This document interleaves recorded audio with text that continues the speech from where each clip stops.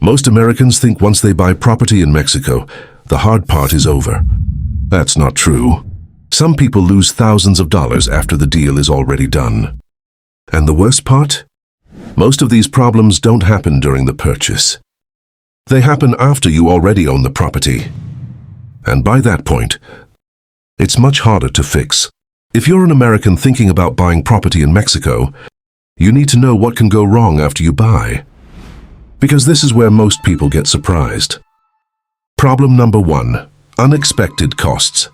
Many buyers think once they pay closing costs, that's it. But then come HOA fees, maintenance, repairs, and suddenly the property costs much more than expected. Problem number 2, property management issues. Some buildings look great at first, but later, you realize the HOA is poorly managed. Rules change, fees increase, problems get ignored. Problem number 3, legal surprises. Even after the deal is done, issues can appear. Missing paperwork, unclear ownership history. And actually, many of these problems start before you even buy. I made a video explaining the biggest legal risks. I'll link it right here. Problem number 4, rental reality.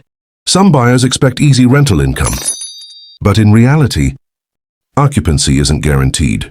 And managing rentals remotely can be much harder than expected.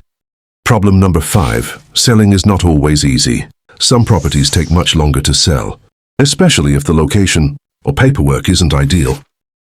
And maybe the biggest one, expectation versus reality, doesn't always feel the same once you live there. Now, this doesn't mean buying property in Mexico is a bad idea. Many Americans do it successfully, but only when they understand what to expect before and after. And if you're an American thinking about buying property in Mexico, you need to understand the full process before you make a decision. Watch this next. I'll walk you through the entire process so you avoid these mistakes.